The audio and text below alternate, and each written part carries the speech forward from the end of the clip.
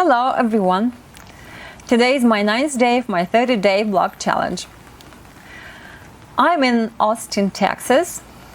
I've been staying in Austin for a couple of months, and normally the temperature is about 40 degrees centigrade, which is about 100 degrees Fahrenheit, which is pretty hot.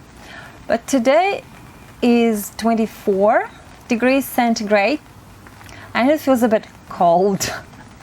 Anyway, the weather is pretty nice, especially compared to the weather in Moscow, where I live most of my life.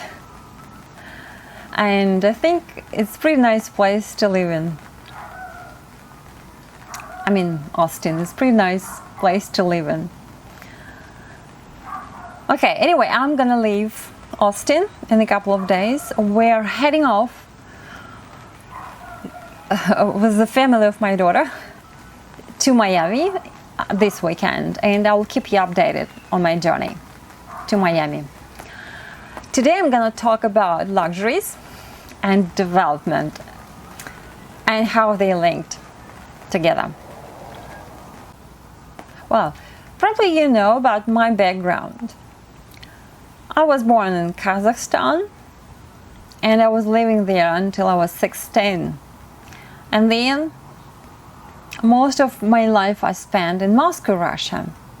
And as probably many of you know, the leaders of those countries are quite notorious for collecting luxuries. They love to collect the most expensive watches, yachts, build incredible palaces, and have the most expensive jets. And people wonder, why would they do this? Why would they collect all those expensive things? Because those expensive things are largely related now to medieval values. Oh, I think this is an ice cream truck. So the question is, why those guys are limited to those palaces, the gold bars and expensive watches? Why they dream so small? Why the standards of their dreams are pretty much medievals? And I think I have an answer for that question. And I want to begin with the theory of systems. As probably many of you know, the USSR was considered to be a closed system. Closed system means that there is limited information comes in and comes out into such a system, right? And there is a number of issues to exchange with the information and feedback within the system, and this very system with the other systems as well. So there is an issue with exchange of information. And as we know that exchange of information actually is crucial for our development. Another thing is important for us to understand about the USSR is that the leaders of the country, they actually deliberately eliminated all the political competition. And the purpose was very clear. They wanted to keep and maintain their status quo, which means that they wanted to stay in power as long as possible. But when people want to keep their status quo, which means that you are trying to remove all the competition, all the challenges, which means that you are not training your brain to learn new things. That's one of the reasons why those systems stop at some point growing. Because there is no stimulus for them to grow. They eliminated all the stimulus for growth, right? Another interesting thing that the concept of the system itself is based on the limited sources, which means that they believe that the sources in the world are limited, and those sources mostly capitalized in the form of gold or all the luxury things you can see or you can think about.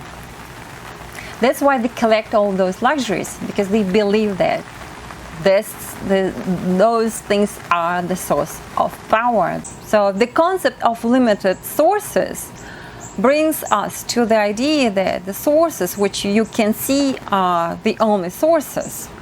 Okay? The sources which you cannot see are not sources at all.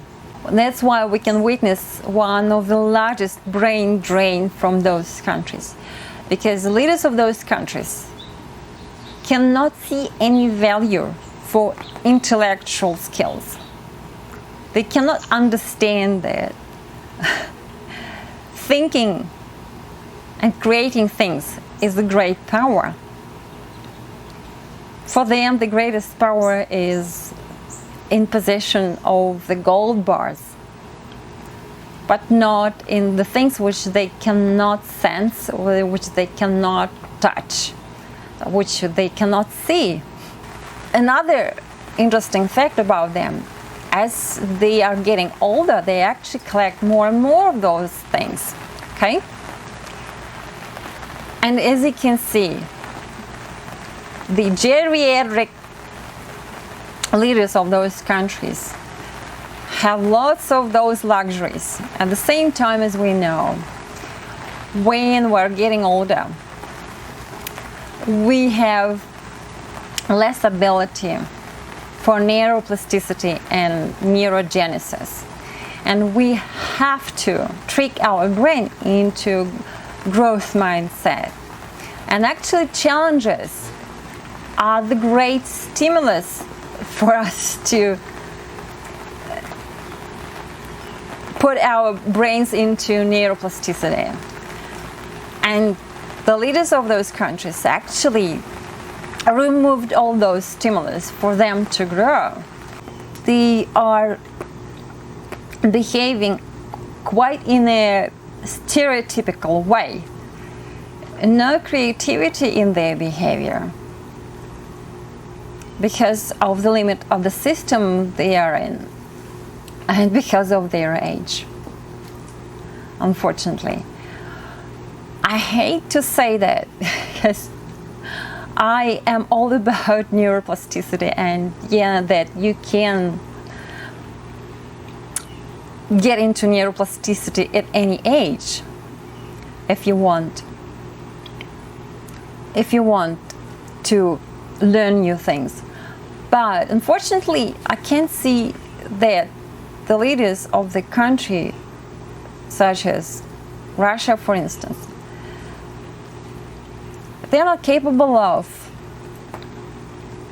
producing new ideas. And I'm afraid the proverb that you cannot teach an old dog new tricks is very true for this kind of people.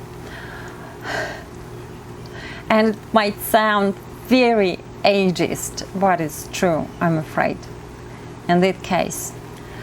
So what I'm trying to say is, luxuries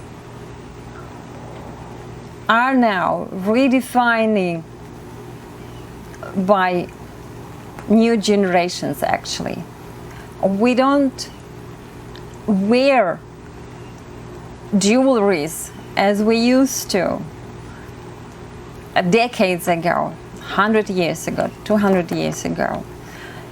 although we still prefer to wear them for very special occasions such as weddings or other important events, but it's not the things which we would probably try to collect and show off and be proud of having all of them. We more value now experience, our skills, the material, the intangible things which we cannot sometimes see, but we can feel them. And that's why I think millennials now buy more experience more than products. That's what marketing research shows. And I think the future is about more and more understanding the value, what is inside of our head, ability to create new things, ability to improve our lives rather than in material things. Although material things are very important, I'm not saying that the material things are not important, but also I think we are shifting our attention, our mind to something which we cannot see, but we can feel those things, right? And another thing which I wanted to say, that greatest challenges bring greatest gifts. And it's so true for myself because every time I had to face challenges, I learned something new. And that's what I think leaders of the country, of my region, are afraid of. They are afraid of those challenges. They try to eliminate them. They try to get rid of them. And by doing so, they are cutting off themselves from the growth mindset.